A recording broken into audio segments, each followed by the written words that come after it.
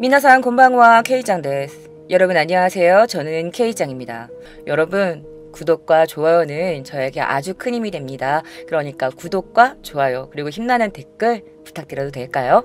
감사합니다. 자, 여러분들 혹시 아파트에 사시는 분들 이거 많이 겪으신 분들 계실 텐데 층간소음, 여러분도 굉장히 이 층간소음 문제로 좀 굉장히 큰 사건도 나고 좀 많이 문제가 되고 있는 좀 요즘이죠. 그래서 제가 오늘 준비를 해봤습니다. 이거는 우리 캐스키 분들께서 제보해 주신 것들 중에 제가 찾다가 그 제보해 주신 걸로 해가지고 이렇게 찾다가 이 아이가 나왔는데, 여러분 아프리카 TV에 여러분들이 기묘한 이야기나 위험한 초대 제보란이 있으니까요. 그 게시판에 여러분들이 듣고 싶으신 사건 제보 좀 많이 부탁드릴게요. 그래서 오늘은 시청자분의 제보로 진행되는 컨텐츠입니다. 자, 층간소음 문제로 인한 한 살인사건이 벌어졌습니다. 어떤 사건일까요? 그럼 지금부터 K짱의 기묘한 이야기 시작하겠습니다.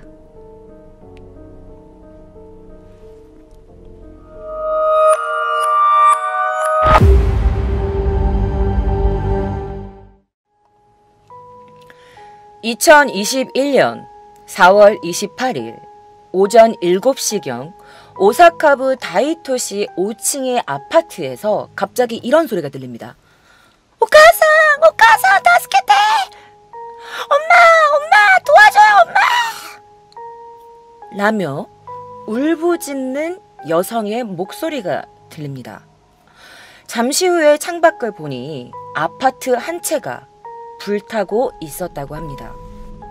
현장 아파트, 실제 아파트인데요. 이 3층의 한실에서 오사카 산업대학 4학년에 재학 중이었던 여대생 모모나 씨, 당시 나이 21살의 여대생의 시신이 발견됩니다.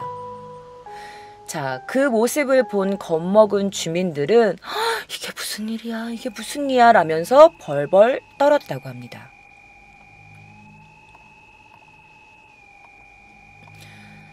자, 사망한 것은 사립대학에 다니고 있었던 대학교 4학년의 요시오카 모모나 씨입니다. 여성이 외치는 소리가 난다는 신고를 받고 경찰이 막 달려갑니다. 그런데 경찰이 도착한 그녀의 3층 방 안에는요, 온몸이 비투성이인 채로 쓰러져 있는 그녀의 모습이 발견됩니다. 사인은 실혈사, 그러니까 출혈로 인한 사망이죠. 그녀는 잠옷을 입고 있었고요. 아마 자고 있는 도중에 습격을 당한 것으로 보여졌다고 합니다. 그리고 같은 시각 바로 아래층에서 불이 납니다. 화재가 발생한 거예요. 당시 상황을 직접 찍은 영상이 있어서 제가 가지고 와봤습니다. 지금부터 당시 어떻게 불이 나고 있었는지 함께 보실게요. 당시 불길이 막 2층에서 3층으로 막 이렇게 불이 나고 있죠.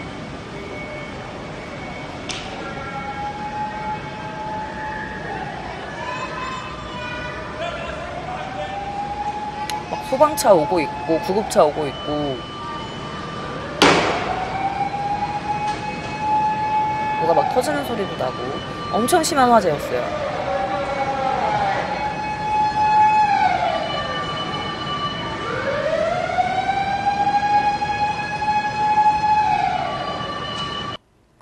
자, 이런 상황이었습니다. 당시 상황인데요. 밑에 2층의 실내에서는 45살의 가모토 사토루라는 사람이 살고 있었습니다. 그는 이 화재로 인해서 일산화탄소 중독으로 사망해 있었다고 합니다. 병원으로 이송하는 도중에 사망을 한 걸로 보여져요. 자, 그런데 이상한 게 있습니다. 바로 이 가모토 씨 집에서 이 모모나 씨의 집으로 이 사다리가 연결되어 있었던 거예요. 가모토 사토루 씨의 방과 바로 위층에 살고 있던 이 요시오카 씨의 방 베란다에는 사다리가 놓여져 있었어요. 그런데 이 요시오카 씨의 당시 몸에는 누군가에게 구타당한 모습, 그리고 몸에 수십 개소의 누군가에게 찔린 상처들이 있었습니다. 그래서 그 모습을 보고 뭔가의 강한 뭔가 사리를 느낄 수 있는 부분이었죠. 자, 교토부에서 태어나 자란 이 요시오카 씨는요, 대학 진학을 기회로 이 오사카 분에 있는 이 맨션에 입주를 하게 됩니다. 그리고 그녀는 대학교에서 축구부 매니저를 맡고 있었대요. 굉장히 밝은 성격이었고요. 그 학교 위원장을 맡는 등 되게 리더십도 있고 뭐든 열심히 하는 그런 여성이었다고 합니다. 그래서 주변인들 말로는 절대 누군가에게 미움받을 아이가 아니다. 누구도 그녀를 싫어하지 않았다. 밝은 아이였다. 라면서 그녀의 중학교, 고등학교, 대학교 동급생들이 모두 입을 모아서 그녀를 칭찬했다고 합니다. 이거는 당시 그녀가 인스타그램에 올렸던 실제 그녀의 인스타그램입니다. 그녀는요, 집에서 뭐 열린 뭐 생일 파티라든지 아니면 친구들끼리 무언가를 축하하는 사진들 뭐 이런 것들을 인스타그램에 올리기도 했대요. 그래서 이 인스타그램이 이렇게 많은 사람들에게 퍼지고 나서 어떤 익명 게시판에서는 이것들을 보고 나서 그 밑에 층에 살던 그 남자 카모토가 너무 이 여자가 시끄러우니까 열받아가지고 확 죽여버린 거 아니야? 막 이런 이야기들도 막 이렇게 댓글로 막 남아 있었다고 해요. 그리고 미디어에서도 이렇게 주민들을 인터뷰했어요.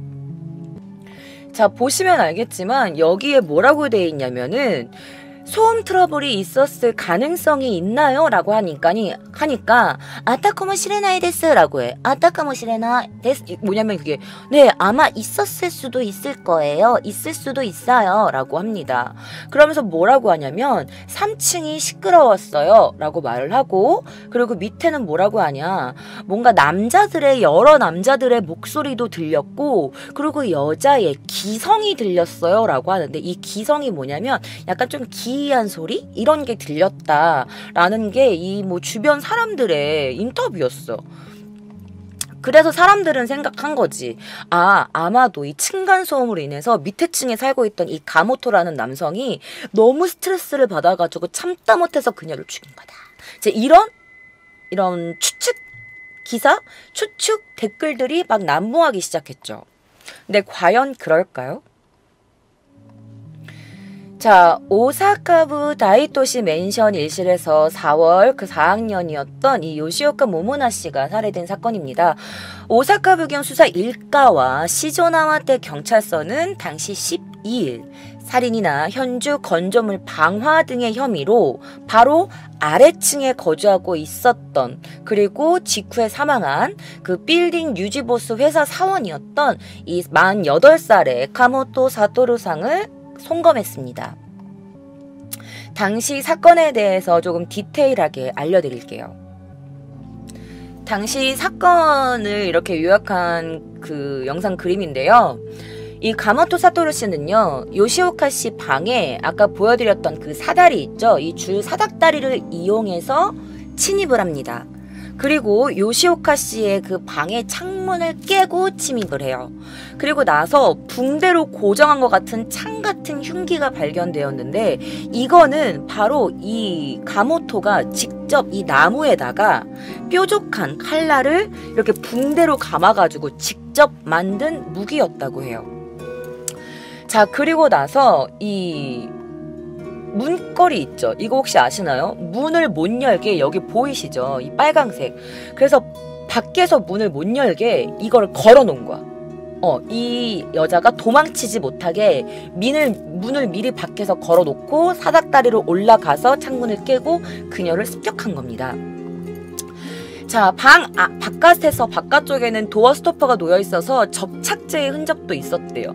그러니까 여기에다가 접착제를 발라서 현관문에다가 박아놓고 문을 못 열게 한 다음에 이렇게 침입을 한 거죠. 그녀가 도망치지 못하게, 아니어서 도망갈 수 없도록. 자, 그리고 나서 이걸 바루라고 하거든요. 바루, 일본어로. 남성이 사건 전에 이 홈센터에서 이 바루, 이런 무기 같은 이거를 구입한 것도 판명해 놨습니다. 그리고 부경은 남성이 아마 이 사건에 대해서 계획적으로 뭔가 준비를 했을 가능성이 있는 것으로 보여진다라고 생각하고 조사를 했다고 합니다. 뿐만 아니라 자, 일본에 보면은 일본은 이제 코다테라고 해가지고 이렇게 그냥 주택으로 되어 있는 집에는 이렇게 계단으로 되어 있고 옆에 이렇게 나무 손잡이가 이렇게 있어요. 계단 손잡이가 있는데 이거를 뗐는지 아니면 이거를 만들 때 제가 검색을 해보니까 이런 게 팔더라고요. 그래서 보니까 이 남성이 이 부경이 현장 검증을 했을 때 이 요시오카 씨의 실내 내에서 피가 묻은 이 바루 그리고 부엌칼 위에 뭐냐면 부엌칼이 어떻게 돼 있었냐면 이 막대기 있죠. 이 목재 한 길이 60cm 정도 되는 이 나무 막대기에다가 칼같이 어떤 그 날붙이를 붙인 거야. 그래서 그걸 붕대로 이렇게 묶어 놓은 거지. 와이어로 이렇게 붙인 다음에 마치 창처럼 이렇게 직접 자기가 만든 무기로 그녀를 찌른 거예요. 그리고 그 손잡이 부분에는 이 남성의 지문이 검출되었다고 합니다.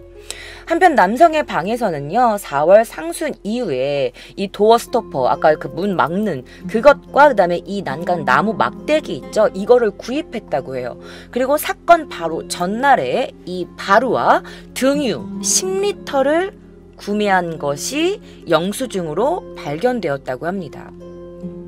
이게 조금 더 잔인하게 들어가자면 이 바루 모양의 흉기로 요시오카 씨의 후두부 이 뒤통수를 때린 거예요. 그래서 그녀가 쓰러졌겠죠. 그리고 나서 뒤통수를 후려친 뒤에 움직일 수 없게 된 그녀에게 그가 직접 만든 그 창 같은 것으로 등 뒤에서 반복해서 찌른 것으로 보여졌습니다. 그러니까 자기가 직접 만든 이 날붙이 같은 이 창을 얼마나 찔렀냐? 그녀의 전신에 발견된 것만 120군데 이상의 상처가 발견되었다고 해요. 여기 보시면 보이시죠? 120군데 이상의 상처가 나서 그녀는 출혈로 사망을 하게 됐습니다. 그러니까 이것만 봤을 때 그에게서 굉장히 강한 사리가 느껴지죠. 실내에는요, 피 묻은 바루와 그리고 그가 직접 만든 세공된 칼날 등이 남겨져 있었다고 합니다. 자, 이어 용의자는요, 사다리를 통해서 2층에 자기 방에서 그녀의 방으로 들어간 겁니다. 그리고 나서 다시 그 사다리를 이용해서 자신의 방으로 돌아온 뒤에 등유를 자신의 방에 뿌려요.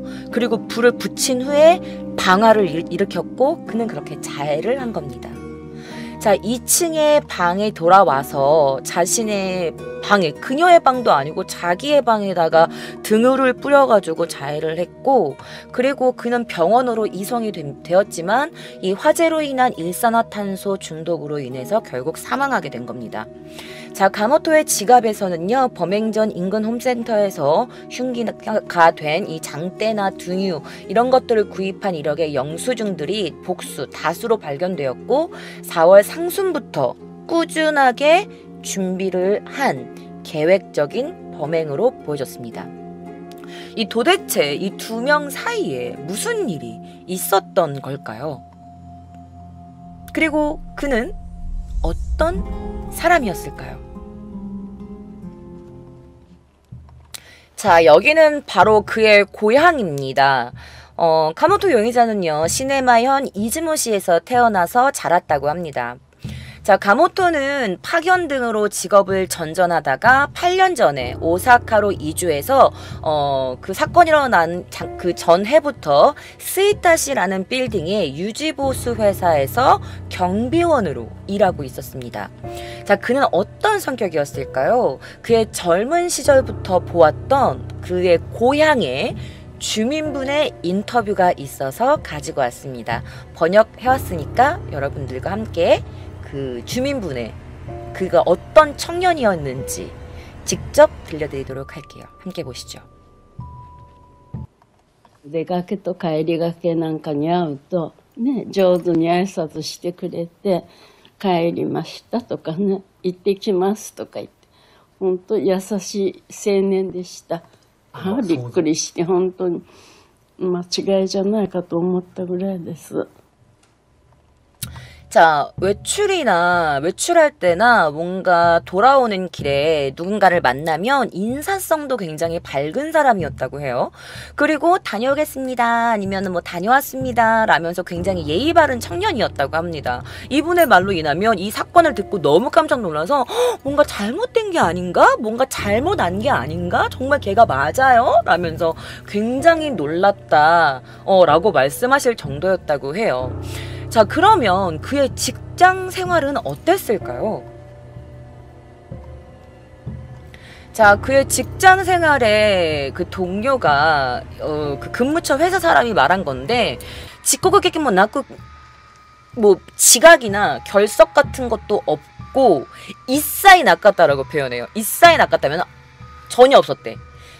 뭐 지각, 결근도 하나도 없었고 마지메나 인시오데 너무 성실한 이미지로 그 갭부가 갭이란 뜻이거든. 그 갭 때문에 뭔가 고개를 젓다 뭐 이런 뜻인 것 같아요. 그러니까 지각도 결근도 없고 굉장히 성실한 이미지였는데 이런 사건이 일어나서 너무 놀랬다. 그 갭에 너무 고개를 내저었다. 뭐 이런 얘기인 것 같아요. 근무처 회사 동료에 의하면. 그래서 보면은 뭐 예의도 바르고 성격도 착하고 마짐에 성실한 데다가 뭐 클레임이나 이런 것도 하나도 없었고 누가 봐도 완전 훈훈한 그런 성실한 사람이었어요. 그죠? 그런데 그에게 반전이 있었습니다. 그에게 좋은 평판이 있었던 반면 경찰이 조사해본 결과는 이런 말을 합니다. 직가노 이누어 나그리 코로스 가인네코니 덴키 쇼크 아타에르 라고 되어 있는데 이게 뭐냐면 본가에 있는 개를 때려 죽이거나 키우고 있는 고양이에게 전기 충격을 주거나 하는 잔악한 면도 가지고 있었다고 합니다. 그러니까 뒤에서는 이런 이상한 잔혹한 짓을 해놓고 누군가에게 보여지는 곳에서는 굉장히 성실하고 착한 사람의 흉내를 낸 것 같죠. 강아지를 때려 죽이고 자기가 기르는 고양이에게 전기 충격을 하는 건 정상이냐 아니죠. 자, 어쨌든 사건 3일 전까지 이 카모토 용의자의 옆방에 살고 있었던 남성이 있었는데요. 바로 옆집에 살고 있던 이 남성도 이 카모토에게 뭔가 이상함을 눈치채고 있었다고 합니다. 사실 이 사건 직전에 이 카모토가 다른 방에 너무 시끄럽다면서 이 소음에 시달리고 있다고 주변 사람들한테 이야기를 했다고 해요. 너무 시끄러워서 미쳐버리겠어. 막 이러면서. 즉 바로 위에 있는 요시오카 씨의 방 소리에 고민을 하고 있었던 거다던가 아니면 뭔가 이 옆방이라든지 뭐 윗집이라든지 주변에서 나는 이 모든 소음에 예민해 있었던 상태였던가 했겠죠. 그런데 이 아파트 인근 주민의 이야기로는요, 그 요시오카 씨가 가끔 친구들을 불러서 뭔가 말소리가 들리거나 한 적은 있지만 소음까지는 결코 아니었다고 합니다. 뭐 전혀 신경 쓰이지 않을 정도였다고 해요.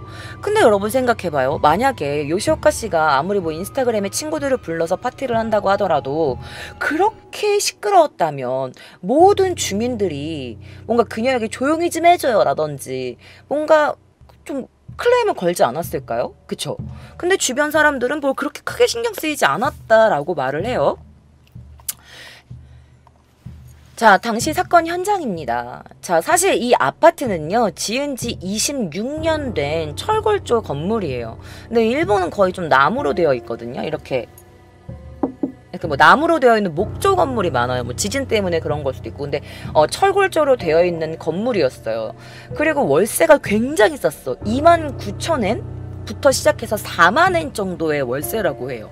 너무 쌌지. 그리고 사실 이게 보면은 옆집이 굉장히 다닥 붙어 있잖아요. 일본은 대부분 그래. 그러니까 발코니 같은 것도 이렇게 한국은 옆집과 옆집에 발코니가 이렇게 딱 막혀 있잖아요. 근데 지금 저희 집도 그렇고 여기 일본의 대부분의 집은 발코니가 이렇게 막혀 있지 않고 뚫려 있어. 그래서 이렇게 옆집을 볼 수가 있어요. 보이시면 이렇게 보시면 아시겠지만 이런 식으로 이게 옆집이야. 그래서 발코니가 이렇게 붙어있지가 않아요. 저희 집도 그래요. 그래가지고 약간 좀 방음이나 이런 게 좀 잘 안 되기는 해요. 일본 건물 자체가 방음이 진짜 안 되기는 하거든요. 근데 야층도 너무 쌌으니까 방음이 더 안 되기도 했겠죠. 보시면 완전 붙어있잖아, 집 자체들이, 그지? 그리고 요시오카 씨의 인스타그램을 아까도 보여드렸지만 자택 같은 장소에서 친구들과 파티도 즐기고 있는 모습도 보였고 해가지고 아까 한간의 댓글들에서는 그녀가 너무 시끄러웠을 거다, 뭐 아니 땐 굴뚝에 연기가 나겠냐 막 이러면서 막 그녀를 욕하는 댓글들이 처음에는 굉장히 많았다고 해요. 하지만 설령 소음이 났다고 해도 뭔가 관리 회사라든지 뭐 경찰에 신고를 한다든지 아니면은 뭔가 상담을 하면 그만인데, 그렇다고 이렇게 살인까지 120군데 이상을 사람을 찔러놓고 막 이렇게 계획적으로 범행을 일으키는 건 사실 정상인의 태도라고는 볼 수 없죠. 그리고 특히 사건 전까지는 층간소음의 트러블이나 이런 것도 일어난 적이 없었다고 합니다. 자, 그런데 다시 돌아와서 이 카모토의 방 옆집에 살고 있던 남성이 이 카모토에 뭔가 이상한 기묘한 그런 느낌을 받았다고 했잖아요. 그게 왜냐면 사실 이 사건 직전에 용의자 옆집에 살고 있던 이 남성도 자기가 자고 있는데 갑자기 옆에서 이렇게 벽에 대고 계속 밤중에 현관문이랑 그 방 벽 있죠, 이거를 계속 툭툭툭툭툭툭 두드렸대요, 이 카모토가. 자기가 자고 있는데. 그래서 이 남자가 이렇게 말해. 아니 사실 제가 한 달 정도 이 본가에 돌아와 있었는데 돌아간 다음 날부터 계속 벽에다가 계속 똑똑똑똑똑똑 두들기는 거예요. 그래서 무슨 일이지? 무슨 일이 났나? 이런 생각이 들었어요. 이게 아마 4월 초예요 라고 말하는 거예요. 이 사건이 일어나기 얼마 전이죠. 그래서 이 사람 기자가 혹시 좀 시끄럽게 하시거나 뭔가 소음을 내신 건 아닙니까? 라고 물어봤더니 이 남자가 하는 말이 아니요, 전혀 없어요. 왜냐면 소리가 날 리가 없는 게 제가 자고 있었거든요. 제가 자고 있는데 하루에도 막 대여섯 번, 5번, 6번은 막 계속 두들기고 현관문 두들기고 벽 두들기고 막 그랬어요. 그런데 이렇게 톡톡톡 두들기다가 갑자기 퍽퍽 이러면서 벽을 치더라고요. 그때 조금 좀 위험하다, 저 사람 이상하다 라고 생각했어요 라고 인터뷰가 있더라고요. 그래서 여러분들이 제가 이렇게 말해도 별로 실감이 안 나실 것 같아서 이 옆집 남자의 인터뷰를 직접 가지고 왔습니다. 저와 함께 보실게요. 좋아요 좀 눌러주세요. 감사합니다. 1ヶ月ぐらい実家に帰ってて、帰った後に次の日に壁をどんどんされたんで、何か起きてたのかなって思います。4月の、頭です。うるさくしてたっていう認識はありますか？いや、全くないです。寝ていた時やったんで、音も立つはずもないんで、多い時で5、6回はやられてました。叩き終わった後にメキメキっていう風な音が鳴ってて、危ないなって思いました。なんか感じることとかありました？上の階から。いや、全くなかったです。別に日中も夜も、はい、静かでした。 자, 이 남자는 용의자의 바로 옆집에 살고 있었어요. 그리고 나서 자기가 본가에서 돌아온 다음 날부터 갑자기 벽을 두드리고 하루에 많으면 대여섯 번 했고, 내가 자고 있는데 나 아무 소리도 안 냈는데 얘가 갑자기 막 문을 두드리고 나중에는 막 퍽퍽 치니까 이 남자 입장에서 얼마나 무섭겠어. 무슨 일이야? 라면서, 그쵸? 그래갖고 뭔가 이상하다 했대. 그리고 이 기자가 또 물어보죠. 혹시 요시오카 씨 집에서 뭔가 시끄럽거나 소음이 있었나요? 라고 했더니 바로 옆집에 살았으니까 들렸을 거 아니야. 만약에 이 요시오카 씨가 시끄럽게 했다면. 근데 없었대. 조용했어요 라고 해. 시즈카데시다라고 하고, 뭐 본인이 뭔가 소음을 냈나니까 마타크 나이 데스래. 전혀 없었어요. 왜냐면 전 자고 있었거든요 라고 하는 거지. 그러니까 이 가모토가 뭔가 소리에 예민했거나 뭔가 이상한 느낌이었던 사람이었던 거죠. 자, 요시오카 씨는 자신의 SNS에다가 자택에서 뭔가 친구랑 놀거나 뭔가 파티를 하거나 이런 여러 가지 모습들을 자신 인스타에 올렸었어요. 그래가지고 처음에는 그녀가 너무 시끄럽게 굴어서 그런 게 아닌가라고 했지만 아래층에 살고 있었던 사람들도 그렇고 그리고 주민들도 그렇고 뭐 다른 뭐 그런 클레임이나 그런 게 없었다. 그리고 되게 조용했었다. 뭐 목소리는 들렸지만 소음까지는 아니었다. 라는 게 주민들의 인터뷰였습니다. 그래서 요시오카 씨의 인격을 뭔가 모독하는 그런 문헌도 보였어서 그런 댓글들도 보였지만 그 주변 사람들도 전혀 없었다. 조용했다. 밤에도 낮에도 조용했다. 라면서 직접 이렇게 인터뷰를 했습니다. 그러면은 뭐야? 결론적으로는 소음에 대한 트러블만이 문제가 아니라는 거겠죠.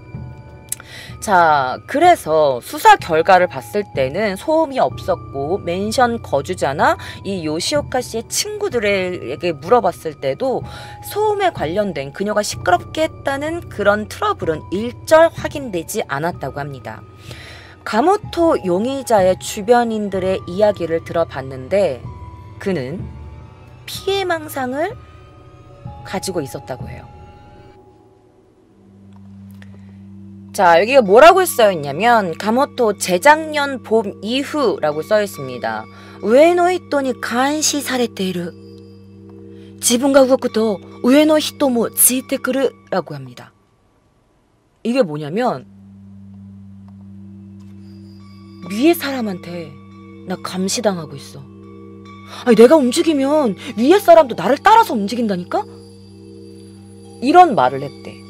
그러면서 上の人に監視されている自分が動くと上の人もついてくる나도 친족군이 하나스 라고 말했는데 이런 얘기를 자신의 친족한테 얘기를 했대요. 자신의 가족한테. 위에 사람이 날 지켜보고 있어. 아니, 내가 움직이면 그 사람들 날 따라오고 이상해 라면서 가족들한테 이런 이야기를 하기 시작했다고 합니다. 위층의 사람에게 감시당하고 있다. 내가 움직이면 위에 사는 사람도 나를 따라온다 라면서 그리고 현관 앞에서 누군가에게 감시당하고 있다라는 이야기도 했다고 합니다. 사실 그는요, 대략 8년 전에도 같이 살고 있던 맨션 이웃에게도 저 사람이 나를 지켜보고 있어. 이상하다니까? 진짜야! 라면서 이웃이 나를 지켜보고 있다. 나 감시당하고 있다.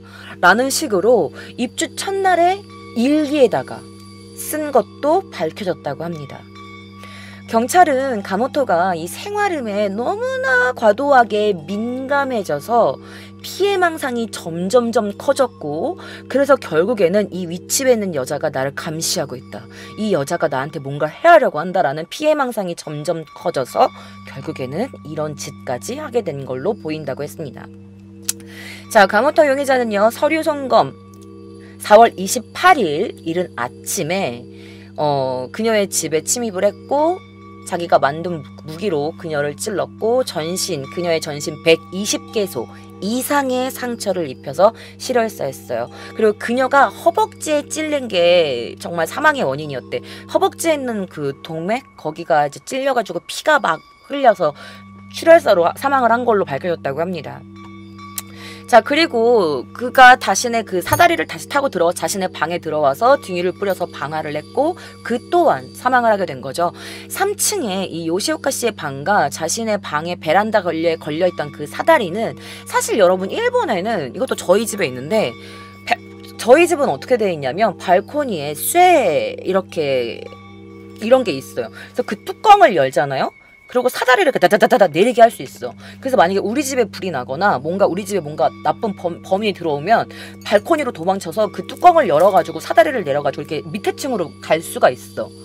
그거 나중에 제가 이 유튜브 영상으로 올릴 때 제가 자료 화면 사진으로 보여드릴게요.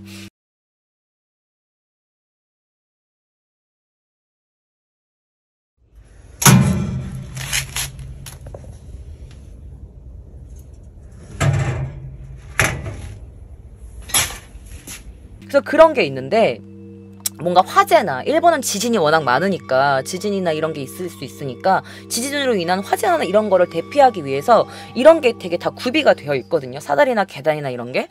자, 그런데 그가 사용했던 것도 피난용 시판품과 똑같다고 이 경찰이 특정했다고 합니다. 이 요시오카 씨의 베란다에 창 유리가 갈라져 있었고 경찰은 이 회사원이 사다리로 이동해서 베란다로부터 이 가모토가 사다리로 이동해서 베란다로 침입을 해서 살해에 관련했다고 보고 이런 물건들도 영수증으로 이미 다 나왔기 때문에 그가 계획적으로 살해한 게 분명하다라고 확신했다고 합니다. 자, 사다리는 저희 집처럼 이렇게 아파트에 비치되어 있던 것이 아니라 그가 직접 구매한 걸로 보여진다고 합니다. 그 사다리가 대략 1만엔 이상으로 보이는 사다리였다고 해요. 운반이 가능하고 창틀이나 베란다의 난간 등에 이렇게 걸어가지고 사용할 수 있는 사다리였다고 해요. 자, 당시 이게 그을린 모습이 보이실 거예요. 지금 화자리나 그을린 실제 모습인데요. 이 니가타 세이료 다이가쿠라는 교수님이 계세요. 바로 이분인데 이분이 범죄 심리학 교수님이시래요. 그래서 그가 이렇게 말해요. 동네 소음이 되게 이렇게 말썽이 되는 문제는 사실 드물지 않다 요즘에. 그래서 이게 층간소음이 계속되면은 사람이 굉장히 예민해지고 민감해져가지고 이 뭔가 마음의 균형을 잃은 사람의 경우에는 굉장히 작은 소리에도 민감하게 느껴져서 마치 그 소리가 일부러 나를 괴롭히기 위해서 내는 소리다 라면서 그런 피해망상이 생길 수도 있다. 그런 피해망상을 느끼기도 한다 라는 게 그의 의견이었습니다. 게다가 사실 보통의 정상적인 사람이라면 뭔가 이런 소음이 있거나 그러면 일본은 관리회사를 통해서 집주인이랑 바로 연락을 할 수 없어 일본은. 그래서 뭐 관리회사를 통해서 너무 윗집이 시끄럽다 주의 좀 줘라라던가 아니면 집 이 맨션 자체에 관리인이 있으면 관리인한테 전화해가지고 인터폰으로 너무 시끄럽다라던가 좀 주의를 좀 달라라던가 뭐 이런 식으로 하는 게 보통인데 어쨌든 이게 정신적으로 뭔가 피해망상이나 너무 극한 스트레스에 몰리다 보면은 뭔가 굉장히 작은 거에도 모르겠다라면서 이렇게 일을 저질러 버리는 정말 충동적인 그런 극단적으로 행동하는 사람들도 많이 있다고 합니다. 사실 이웃주민은 우리가 선택할 수 있는 건 아니잖아요. 그래서 사실은 뭐 미연에 방지할 수는 없지만은 하긴 어떤 사람한테는 그 애기의 울음소리조차도 굉장히 스트레스가 될 수도 있잖아요. 그래서 미리 사전에 뭔가 인사를 해두거나 뭔가 조금 나를 너무 불필요하게 너무 시끄럽게 주의를 줬음에도 불구하고 계속 이렇게 사람을 괴롭히는 게 있다면 뭔가 경찰이나 다른 사람의 도움을 빌리는 게 옳은 방법이라고 생각을 합니다. 근데 뭐 경찰에게 연락을 해도 그게 뭔가 도움을 크게 받을 수 없다는 걸 알고 있는데 이것도 뭔가 법적으로 좀 더 법을 조금 더 강력하게 만들어야 되지 않나 싶어요. 그래서 사실 이렇게 아무런 징조도 없이 뭐 가모토가 뭐 미리 뭐 너무 시끄럽다라든지 뭔가 주의를 준 적도 없고 관리회사에 전화를 한 적도 없고 그러니까 아무런 징조 없이 갑자기 이렇게 일어난 사건이었잖아요. 그래서 사실 우리도 모두 좀 조심해야 되는 부분이기는 해요. 남한테 피해 주는 건 안 좋은 거니까. 어쨌든 이런 불합리한 그쵸? 자, 어쨌든 이런 불합리한 너무나 잔혹한 범행에 의해서 그녀의 꿈이었던 학교 선생님이라는 꿈을 빼앗긴 요시아키 모모나 씨. 당시 21살의 너무나 예쁜 나이에 누군가의 한 피해 망상으로 인해 억울하게 죽음을 당했는데요. 부경은 30일 사법 해부의 결과 요시오카 씨의 사인은 아까 말씀드렸다시피 왼쪽 허벅지에 동맥이 끊어진 것에 의한 실혈사라고 발표했다고 합니다. 동급생이었던 그녀의 모든 친구들은 이 모모나는 욕도 하지 않고 너무나 착하고 밝은 아이였다. 인터넷에서 많은 사람들이 그녀가 소음을 일으켰기 때문에 죽음을 당한 거다라고 말하지만 모모카는 절대 그런 상식이 없는 아이가 아니다. 절대 그럴 일이 없다라고 많은 사람들이 많은 친구들이 그녀의 죽음을 애도하고 슬퍼했다고 합니다. 이 층간소음이 굉장히 요즘에 문제가 많이 되고 있는데요. 그래서 여러분들 제가 이 사건을 조사하다 보니까 일본에서 이 층간소음이 최초로 일어났던 사건이 있었습니다. 그 사건 다음 주 목요일 제가 가지고 올 테니까 여러분 알림 설정과 구독 꼭 부탁드립니다. 그럼 즐거운 밤 되세요. 여러분들의 좋아요와 구독은 저에게 큰 힘이 됩니다. 그리고 여러분들 팟빵과 플로 더보기란에 링크 있으니까요. 공포 라디오도 여러분 즐기시면 감사하겠습니다. 그럼 여러분들 좋은 밤 되세요.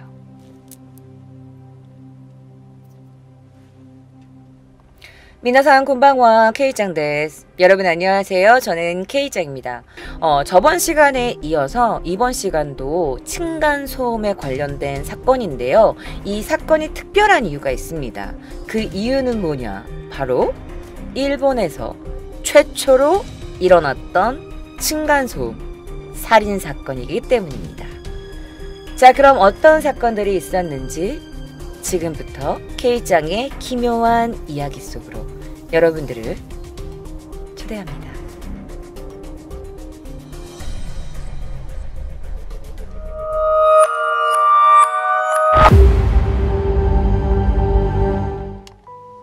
이 사건은 1974년도에 일어난 일입니다. 1974년 일본 카나가와현 히라츠카시에서 발생한 살인사건입니다. 일본 최초의 층간소음으로 일어난 사건이기도 합니다. 1974년 8월 28일 카나가와현 히라츠카시에서 저임금 아파트가 이렇게 있었는데 여기에 어떤 가족들이 이사를 옵니다. 자, 오카무라 일가 3층에는 4인 가족이 살고 있었어요. 자, 그런데 이 가족들은 아이들에게 음악적 재능을 강요 아닌 강요를 해요. 그래서 이 오카무라 가족이 피아노를 사게 됩니다. 그래서 아이들에게 이 피아노로 성공을 시키고 싶어 했던 나머지 이 아내였던 야에코라는 사람은요, 이 아이들에게 하루 종일 피아노를 연습시키기 시작한 거예요.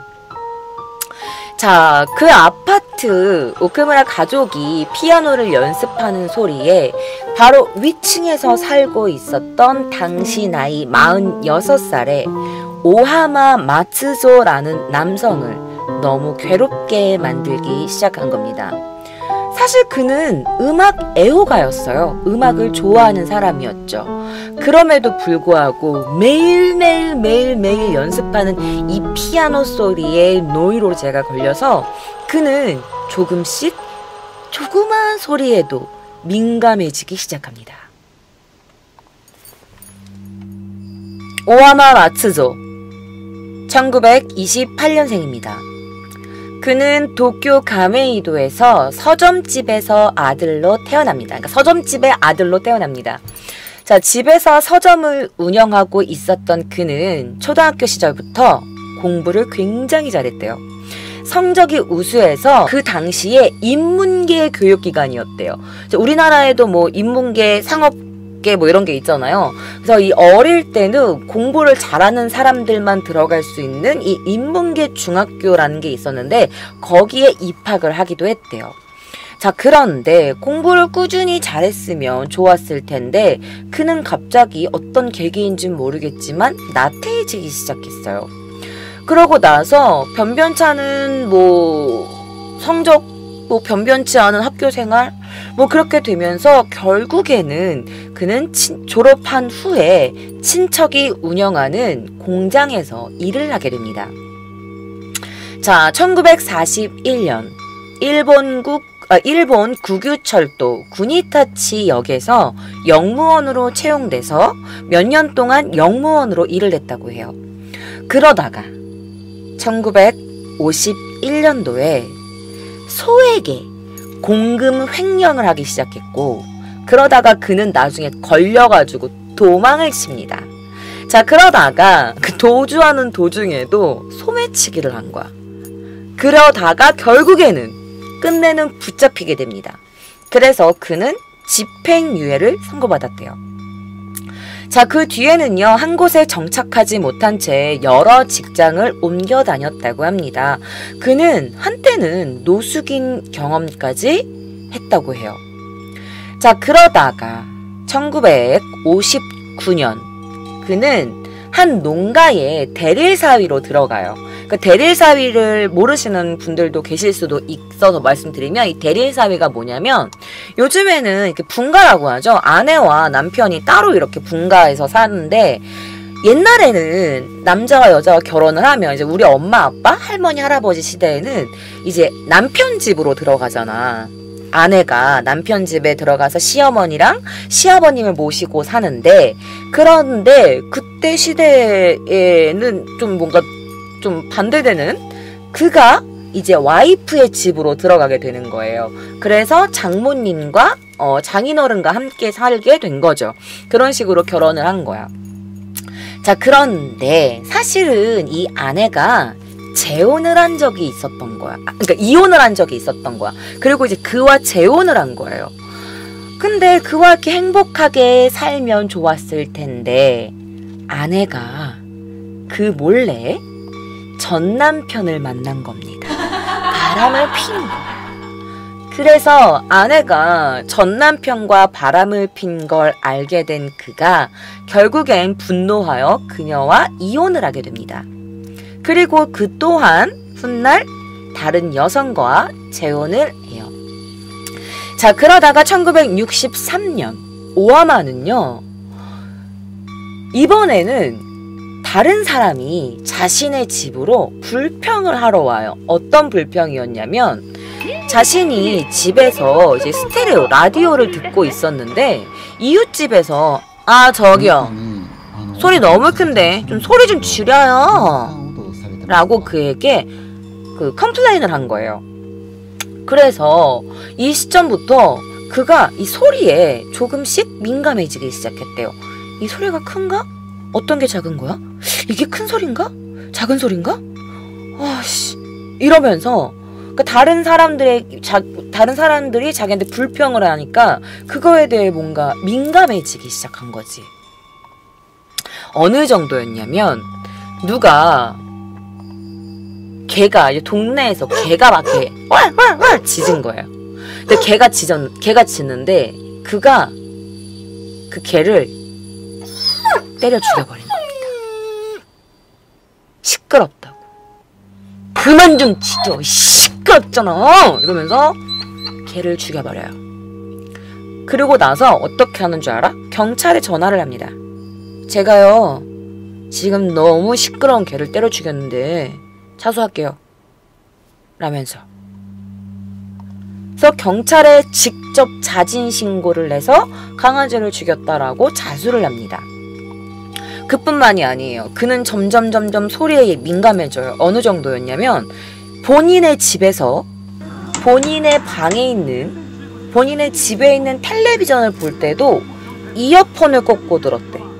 그러니까 뭐 라디오를 듣거나 뭐를 하거나 무슨 소리가 나는 게 있으면 이어폰을 항상 꽂고 들었대. 그 정도로 민감해진 거야 이제. 자, 나중에 이런 날 진술, 사건의 그 진술 조서에서는요, 그가 뭐라고 했냐, 문을 여닫는 소리까지, 그 유리문을 여닫는 소리까지 뭔가 폭발하는 소리 같이 들렸어요. 막 이러면서. 그러면서 그가 뭐라고 그랬냐, 마치 제 뇌가 폭발하는 것 같았어요. 막 뇌가 파괴되는 느낌이라니까요 라고 했대. 그러니까 귀가 굉장히 예민해진 거지.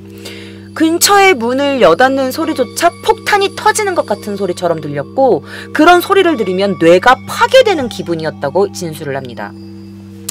어느 정도가 심했냐, 그는 자신의 아내가 목욕을 할 때 물을 틀 거 아니야. 절절절절절절.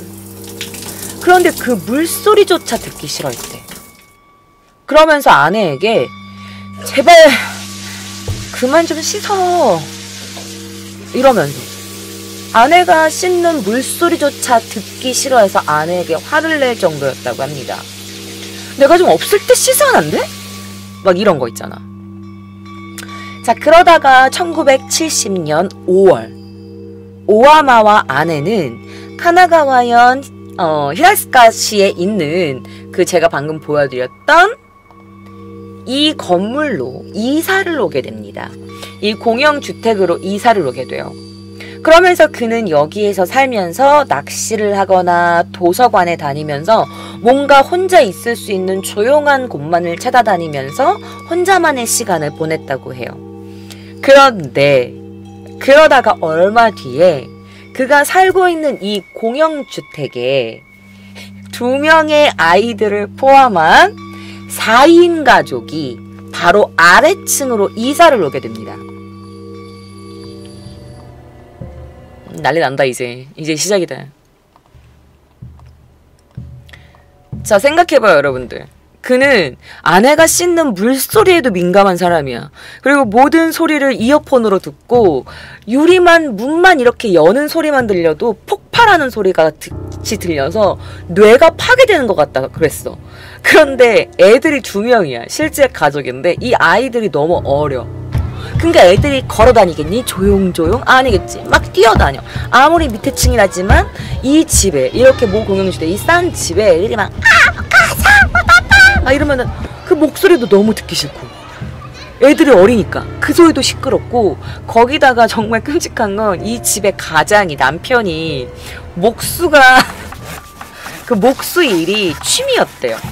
그러니까 이 집에서 맨날 뚝딱뚝딱 꽝꽝꽝 뭐 받고 의자 만들고 책상 만들고 뭐 만들고 다이닝이 취미니까 맨날 뚝딱뚝딱 만드는 거야. 그러니까 이 남자가 어떻게 점점 미쳐가는 거지.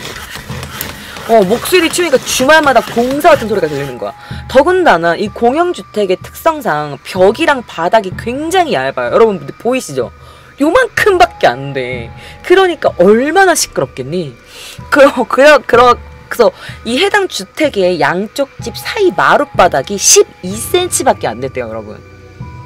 12cm밖에 안 되니까 소음이 위층까지 굉장히 잘 들리는 집이었던 거야. 집 구조였던 거죠. 그러니까 오하마는 가뜩이나 예민한데 더 신경질적으로 변해가기 시작합니다. 그래서 종종 아래층으로 내려가가지고 이 부부한테 죄송한데 좀만 조용히 해주시면 안 되겠습니까? 너무 시끄러워가지고요. 그러니 네 알겠어요. 그러고 말고 또 애기들이 막 꽉꽉꽉 뛰어다니고 남편은 주말마다 막 꽝꽝꽝 거리고 또 오하마는 내려가가지고 좀 너무 시끄럽다고요. 좀 조용히 해주시면 안 될까요? 지금 다 같이 사는 사람인데 어떻게 이렇게 시끄럽습니까? 조금만 조용히 해주시죠. 그랬더니 아니 지금 저희 돈 내고 살고 있는 집이고 애들이 시끄러우면 얼마나 시끄럽다 그러세요. 아니 그리고 주말에도 남편이 좀 취미 좀 하겠다는데 그럼 어디서 해요? 막 이러면서 점점 그 오하마의 그 컴플레인 이거를 무시하기 시작해요. 씨알도 먹히지 않아. 네네 알겠습니다. 이래놓고 놀아 막 이러고 막 이런 느낌인 거지. 그러다가 1973년 이 집의 장녀가 피아노를 배우기 시작합니다. 자, 근데 봐봐. 73년 가을 이 집의 장녀가 피아노를 배우기 시작해요. 근데 여기서 잠깐 당시의 일본 여러분 들어보셨을 거예요. 버블 시대 약간 지금 막 이제 중산층들이 막 이렇게 막 나오는 막 돈 막 벌고 막 이럴 때였단 말이야. 그래서 당시에 일본이 점점 부유해지고 있는 사회였단 말이에요. 그러니까 사람들은 중산층이나 부르주아, 돈 많은 부자의 삶을 추구하기 시작해요. 그게 뭐였냐? 그중 하나가 피아노였던 거예요. 예를 들면 나 때는 말이야. 저 때만 하더라도 제가 이제 국민학교 시절 시절 때만 하더라도 저희한테 부자는 뭐냐면 아파트에 사는 애들 그리고 약간 수세식 화장실이 있는 집 그리고 뭐 침대가 있는 집 이런 게 부자다 약간 그렇게 느끼는 것 중에 하나였거든. 근데 일본은 약간 피아노도 마찬가지야. 집에 피아노가 있어 약간 이런 느낌이었어 나 때도. 그러니까 70년대는 더 심했겠지. 그래서 뭔가 70년대에 일본에서 피아노가 있다. 그러면 너 좀 사네? 약간 이런 느낌이었던 거예요.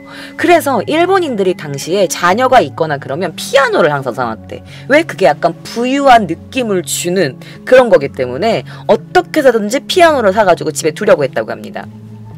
자, 1972년 일본의 가정의 피아노 보급률이 10%에 이르렀대요. 그리고 피아노의 생산량은 그해 33만 대에 이르렀다고 합니다. 굉장히 많은 거지. 그 당시에 72년도인데. 자, 어쨌든 다시 돌아와서 이제 사건이 일어나기 한 해 전인 1973년도 가을, 아래층에서 매일같이 끊임없이 피아노 소리가 울리기 시작해. 아까도 말했지만 이 오카무라 가문의 딸이 피아노 연습을 왜 했냐. 엄마가 이 딸의 재능을 살려주기 위해서 너는 피아노로 성공해야겠다. 연습해, 연습해, 연습해. 그래가지고 딸이 맨날 피아노 연습을 하는 거야. 엄마도 같이 옆에서. 자, 그런데 이 오카무라 가문 이 집에 딸이 피아노 연습을 하던 방이 미터로 하면은 8제곱미터도 되지 않는 그 다다미 3조 정도 되는 방이었대. 그러니까 이 방보다 좁은 방인 거야. 다다미 방에 3조밖에 안 되는 방이었는데다가 12cm밖에 안 되는 그 뭐라 그러지? 센치. 자, 그러다가 어떻게 되냐. 1974년 8월이 됩니다. 8월은 뭐가 있죠? 여름이 있죠. 자, 여러분, 우리가 한번 상상을 해봅시다. 일본은 굉장히 습해요, 여러분.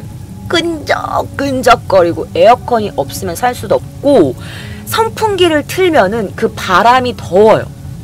근데 72년도에 에어컨이 있는 집이 몇 군데나 됐을까요? 맞잖아요. 근데 너무 더우니까 어떻게 사람들이 기온이 올라가니까 문이나 창문을 열게 되잖아요.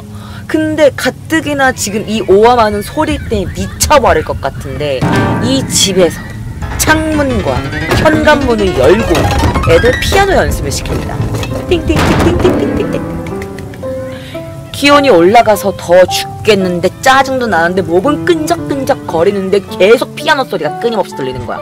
그 소리가 더더더더더 크게 들리는 거지, 오하마한테는. 그래서 아래층에 가가지고 매일매일 고충을 호소했대. 제발 피아노 좀 안 치면 안 됩니까? 아니면 피아노 좀 짧게만 치면 안 됩니까? 미쳐버리겠습니다, 이 소리 때문에. 네, 알겠습니다. 네. 딸 연습해, 연습. 이렇게 한 거야. 그러다가 1974년 8월 28일 아침부터 매미 소리.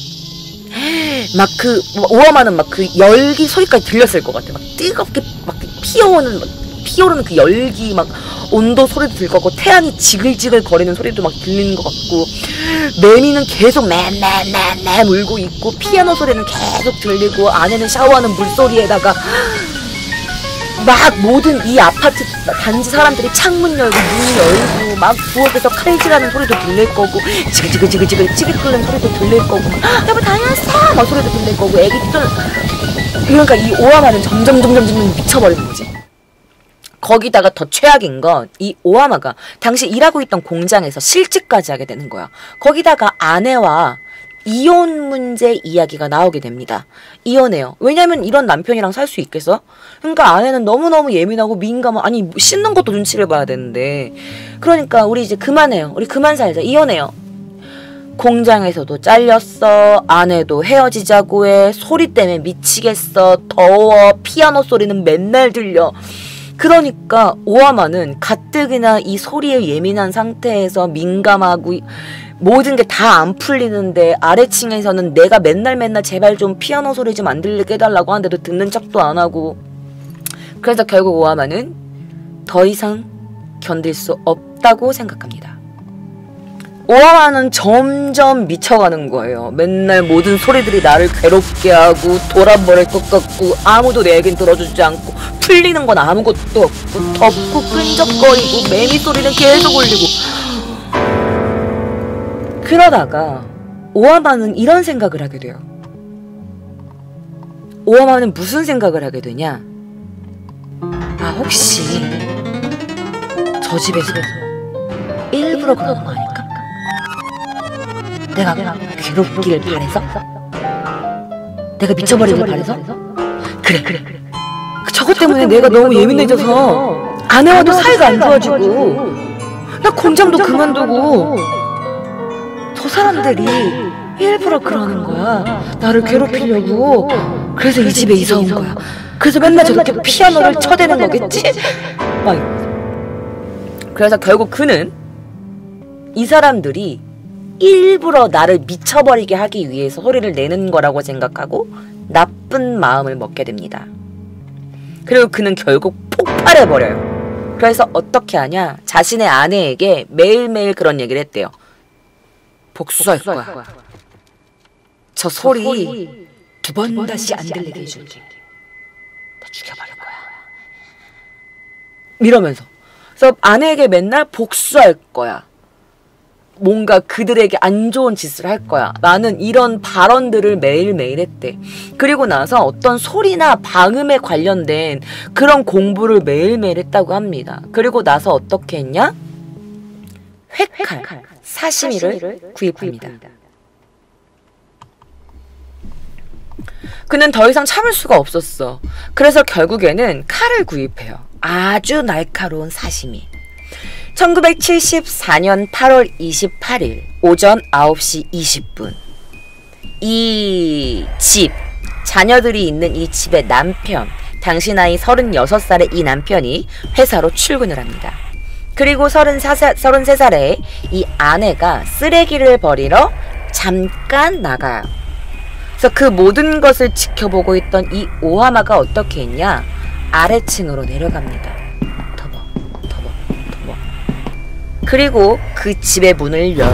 그러니까 쓰레기를 버리러 갔으니까 문을 잠그지 않았겠지. 그래서 문을 그냥 열어. 근데 그때 장녀가 뭘 하고 있었냐? 당시 8살이었던 장녀는 엄마가 시키는 대로 피아노 연습을 하고 있었던 거야. 그러니까 이 미쳐버린 오하마가 피아노를 치네? 나 일부러 괴롭게 하려고, 그치? 그래서 이 8살의 피아노를 치고 있던 장녀로에게 달려가서 가슴팍에 칼을 찔러 넣습니다. 자, 그래서 이 8살의 장녀는 그 자리에서 직설을 하게 되어 사망을 합니다. 그리고 이에 옆에 있었던 4살짜리 차녀, 둘째 딸마저도 칼로 찔러 살해하죠. 자, 이렇게 두 사람을 죽인 오하마는요, 옆에 있던 펜을 들어요. 뭔가 옆에 있던 펜 같은 게 있었나봐. 펜을 들어서 어떻게 하냐? 거기에 있던 벽에다가 부부에 대해 원망하는 글들을 막 쓰기 시작해.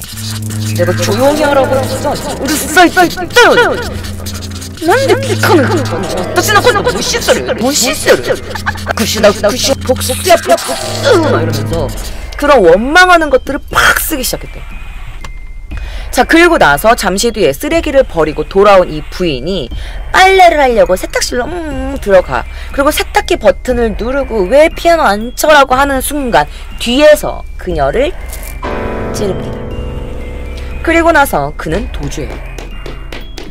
오바마의 계획은 이랬대요. 모두 그 일가를 죽이고 나서 바다에 뛰어들어 죽을 생각이었다고 합니다. 그래서 자살을 시도했어요. 하지만 실패하죠. 그리고 나서 3일 뒤인 8월 31일에 그가 직접 경찰서로 찾아가서 자수를 합니다. 그는 그렇게 살인 용의로 체포됩니다.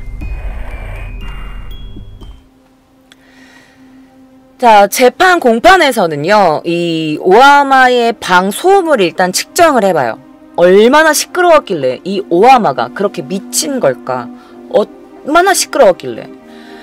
자, 그래서 첫 번째 거기서 측정을 했던 그 사람이 증인으로 출석을 합니다. 첫 번째 피아노를 막 쳤어요. 자, 첫 번째 이 집에서 피아노를 쳐봤어. 측정이 오후 2시에 한번 쳐봐요. 소음이 44데시벨이 나왔대요. 그리고 두 번째 측정은 아침 7시 30분. 그래서 창문을 연 상태로 피아노를 쳤는데 상한치도 또한 44데시벨이 나왔대요. 자, 1971년 5월에 사실 결정 그 법으로 기준이 있었어. 소음과 환경의 기준이 뭐였냐면 주택가는 낮에 50데시벨 정도, 그리고 뭐 아침이나 저녁은 45데시벨, 심야에는 40데시벨로 해가지고 이렇게 정해놓은 뭔가 소음 기준이 있었는데, 사실 아래층 피아노 소리가 44데시벨이었으니까 사실 그 기준의 규정 이내의 소음이었어요. 근데 이때 경찰이 이제 피아노를 막 이렇게 쳤는데 피아노를 대략 한 15분 정도 쳤대요. 그래서 44데시벨이 나온 거야. 그 측정 기준이 카나가와 현의 공해 방지 조례에 근거하였지만, 조례의 경우엔 45에서 45데시벨의 경우에는 인체에 대한 영향, 그러니까 뭐 수면에 방해가 된다, 아니면 내가 너무 아플 때 잠들 수 없다, 뭐 정도의 그 정도의 소리로 뭔가 규정되어 있기는 했대요. 그러니까 이게 아예 시끄럽지 않은 건 아니었던 거지. 왜냐면 그 아침 저녁으로 매일매일 몇 시간 동안 피아노를 쳤다고 하니까 굉장한 소음이잖아 사실은. 또한 당시 이혼 이야기가 나올 정도로 이 오하마하고는 사이가 좋지 않았던 아내마저도 너무 시끄러웠어요 라고 해. 그 피아노 소리는 저한테도 너무 크게 들렸어요 라면서 증언까지 해줍니다. 남편과 사이가 좋지 않음에도 불구하고.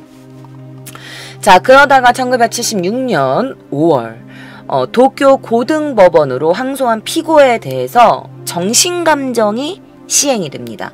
뭔가 정신에 문제가 있는 게 아닌가. 그런데 이 오하마를 감정한 정신과 전문의의 말은 그는 정신병이 없습니다. 지능도 보통, 그리고 책임 능력도 있는 상태였어요. 하지만 당시 그는 소음 공해로 인한 뭔가 도덕적 감정이 마모된, 뭔가 잘못된, 일그러진 그런 상태였고, 굉장히 민감하고 예민한 특이한 상태였기 때문에, 그러니까 그 이외의 평범한 상태가 아니라는 거죠. 그래서 그 문제가 정신병질에 해당하긴 한다라고 해. 그러니까 그가 뭔가 조현병이 있다거나 그런 게 아니고, 그 소음 공해로 인해서 외부의 환경으로 만들어진 정신병적 기질이 만들어진 거죠. 그러니까 있었다고, 해당이 된다 이거지. 자, 오하마 마츠조카, 그가 이제 그 모녀들을 다 죽이고 나서 그의 말은 살 생각을 하지 않았대요. 그 당시 사진이 있어가지고 제가 잠깐 보여드리고 싶은데, 이 사건이 중국에서도 이 사건이 이 뉴스가 됐더라고요. 근데 너무 사진이 있어가지고 가져왔는데 이게 좀 잔인해서 잠깐만 보여드릴게요. 뭔가 이런 상태였던 거야. 이불이 지금 아예 뭐 덮여있는 것 같고, 이런 상태였던 거죠. 그러니까 칼로 찔러가지고 다 죽여버린 거니까. 자, 그래서 이제 이게 너무나 잔혹한 그런 사건이잖아요. 어쨌든 8살과 4살짜리 아이를 살해를 했으니까. 그래서 그가 하는 말이 뭐였냐면, 나는 원래 살 생각이 없었어요. 그러면서 자수한 후에 사형을 구걸해요. 나 제발 사형시켜주세요. 제발.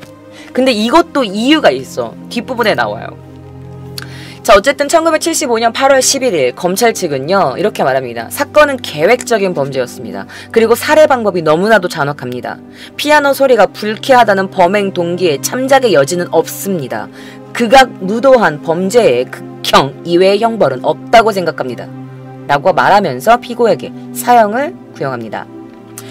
자, 1975년 10월 20일 요코하마 지방법원 오다와라 지부는요 검찰이 말했던 대로 그 구형대로 피고에게 사형을 판결합니다. 자, 이 사건이 언론에 전국적으로 퍼지게 되면서 이제 이 소음 피해에 관련된 구명 탄원 활동이 이루어지기 시작합니다. 솔직히 소음에 대한 법이 너무나 좀 너무, 예를 들면 우리나라 스토커법처럼 너무나도 너무 고통받는 그 고통은 너무 큰데 법이 너무 약하다. 우리는 누구에게 보호를 받냐. 그의 마음을 이해한다. 막 이러면서 운동이 일어나게 된 거야. 자, 그러다가 1976년 5월 도쿄 고등법원으로 그가 항소를 합니다. 피고인 오하마에 의한 정신 감정이 시행되었을 때 책임 능력 없음, 당시에는 그러니까 심실상실로 감정 결과가 제출이 돼요. 그가 그때 완전 미친 상태였으니까. 자, 그런데 그가 계속해서 사형을 구걸해. 왠 줄 알아? 같은 년 10월 5일 날 구치소 내에 소음을 참지 못하겠어요. 나 좀 차라리 죽여줘요. 막 이러면서. 이 구치소 내에 소음을 참지 못하겠다. 난 너무 죽고 싶으니까 제발 죽여달라고 말해. 그러면서 느닷없이 항소를 취하합니다. 근데 이제 변호인은 어쨌든 내 사람을 보호해야 되잖아. 그래가지고 이 변호인이 아니요 지금 이 피고인은 우리 피고인은 지금 정신 상태가 안정되어 있지 않은 상태입니다. 이 공소취는 이제 무효입니다. 라면서 이의 제기를 합니다. 이거 항소 취소한 거 이거 무효라고 하지만 이 도쿄고등법원 형사 4부는요 피고 본인 의사에 따른 것이므로 항소 취하는 유효하다라고 판결합니다. 그래서 결국 1976년 12월 16일 변호사가 했던 이 항소가 기각 결정이 내려집니다. 이로써 그는 1977년 4월 16일 사형이 최종 확정됩니다. 하지만 여러분들 놀라지 마세요. 하지만 이 오하마는요 2018년 기준 91살이었어요. 그러니까 2022년 현재 기준으로는 95살이에요.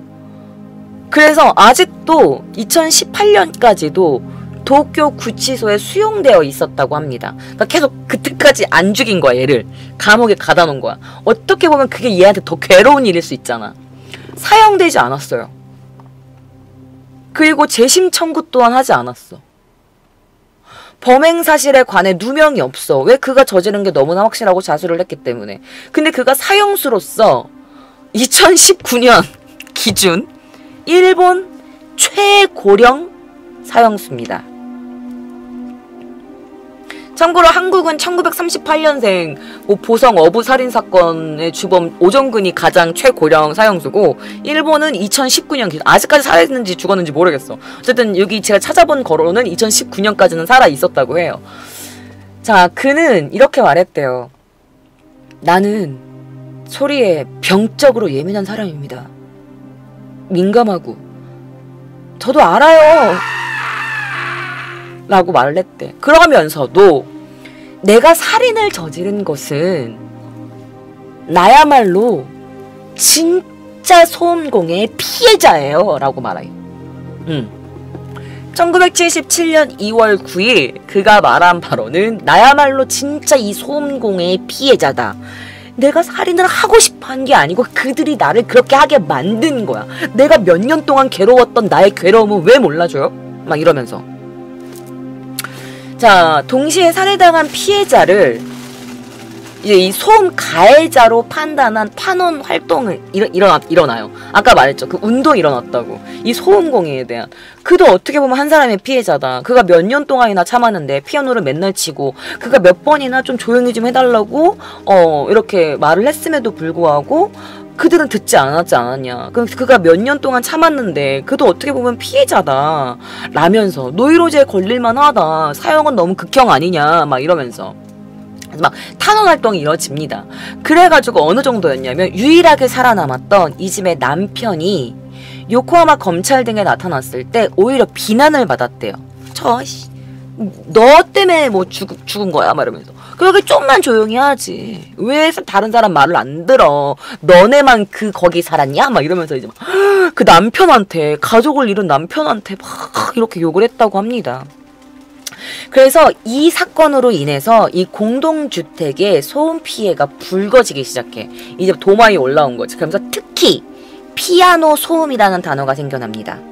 그래서 이 오카무라 일가 사건은요, 이 오카무라 일가 사건으로 인해서 피아노가 당시에 막 33만 대가 팔리고 말했다고 했잖아. 막 10%가 늘어나고 1972년도에. 그래가지고 이제 피아노로 이 사람 말고도, 오하마 말고도 그 이외에 많은 사람들이 이 피아노 소음으로 피해를 받았던 사람들이 이제 일어난 거지. 뭔가 만들어 달라. 그래서 일본이 이 소음 발생을 규제하는 일련의 법률을 도입합니다. 예를 들어서 1979년 노래방 소음 통제 규정을 발표합니다. 그래서 주택가에서 밤늦게 막 노래를 불러. 막 노래를 부르거나 이러는 건 불법으로 정해놨어요. 그리고 피아노도 우리가 옛날에는 이제 이런 피아노가 이렇게 그 피아노밖에 없었지만 요즘에는 디지털 피아노라고 이렇게 있잖아. 막 소리도 줄일 수 있고 뭐 그 이어폰을 꽂고 나만 들을 수 있는 전자 피아노 같은 게 생겼잖아요. 그래서 조용한 전자 피아노로 이제 교체가 조금씩 되기 시작해져. 음을 약하게 칠 수 있는 장치가 설치됐대.